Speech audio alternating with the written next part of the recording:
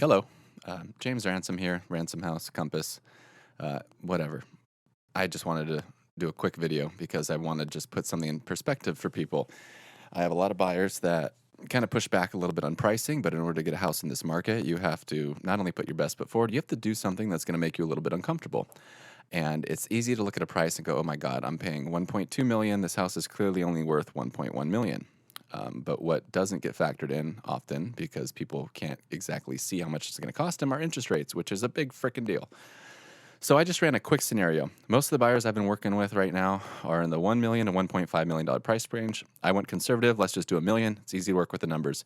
You're putting 20% down. Now, most of you, especially if this is like a first-time home, you're going to be putting a lot less than that down.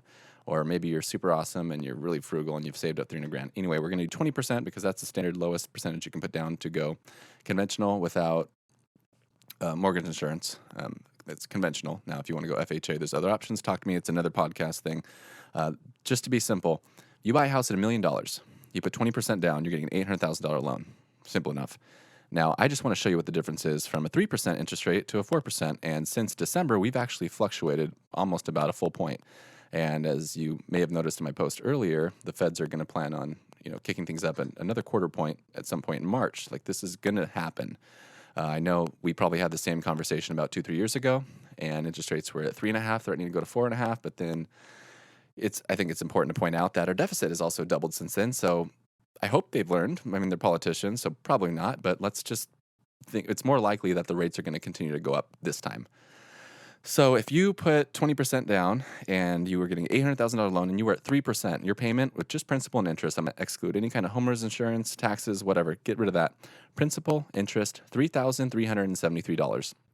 Now, I understand that this is over the course of a 30-year loan, you're going to be paying about $1.214 million for a house.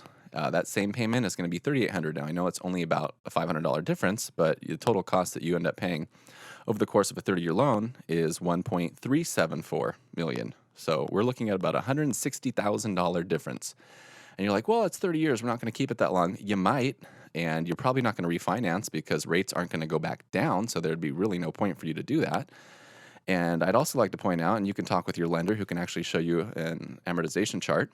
And if you go look at that, the majority of that is front loaded. Like your first payment is almost all interest, and then it kind of tapers, kind of like a little exponential curve, bell curve thing. And then your last payment is all principal. But most of the interest that you will be paying is going to be done in the first 10 years, like a mass majority of that. So even if it's not $160,000, you're still looking at about $120,000 over the first 5 to 7 years, which is the average. I'm sorry, I got showings in a second, which is why I'm talking so fast. Which is the average time people in Orange County typically hold on to a property. So that being said, when you are thinking about putting in that extra $20,000 to lock in a low interest rate and get that house you want now, and you go, oh no, I'm just not comfortable doing that, and then rates kind of shift up, you're screwing yourself on the net and over the long term. So if you see a house that you love, go all in, because at the end of the day, when interest rates rise and you want to go all in at that house that's still probably priced higher at a higher interest rate, you are going to be so much more underwater than where you would have been had you made the right decision in the first place.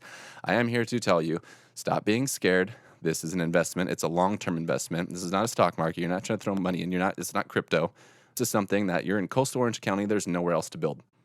Houses here have always done well. Even when we hit like major depressions or big market interruptions, it bounces back. We are well beyond where 2006 and 7 were. And it will always be that way because of supply and demand. There is nowhere left to build. So please, I don't care if you're working with another agent, just be smart about this. That is my message for you today. And if you don't listen to me, listen to my mustache because it commands a lot more respect than I do. And anyway, I hope you found this useful. Please, if you're an agent, tell him, hey, that's James. He's really horrible. Keep working with me, but he's got a good point. Send this to people. People need to understand this. All right? Bye-bye.